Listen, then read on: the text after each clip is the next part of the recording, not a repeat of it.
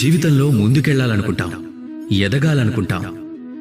కానీ అప్పుడప్పుడు ఏం జరుగుతుందంటే మనకు మన లక్ష్యమే కనిపించదు. అప్పుడు కంగారు పడుతూ ఉంటాం, భయపడుతూ ఉంటాం. ఏం చెయ్యాలో అర్థం కాదు. ఈ మనసు అశాంతంగా మారిపోతుంది. కానీ మీరు ఆగిపోతే అప్పుడు మీ మార్గం అలాగే మీ లక్ష్యాన్ని కోల్పోతారు. కాబట్టి ముందుకు వెళ్తూ ఉండండి, ఎక్కడ ఆగద్దు. వీలైనంత వరకు వెళ్తూనే ఉండండి, మీకు కనిపించినంత వరకు వెళ్తూనే ఉండండి. ఆ తర్వాత మార్గం ఏంటో దానంతటా అదే కనిపిస్తుంది.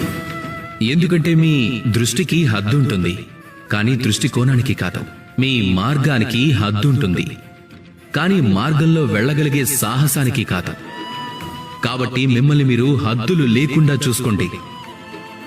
అప్పుడు ఈ హద్దురేఖ దానంతటదే వెళ్ళిపోతుంది, లక్ష్యం దానంతటదే కనిపిస్తుంది. అలాగే ఈ మనసు సంతోషంతో చెప్తుంది, రాధా కృష్ణ.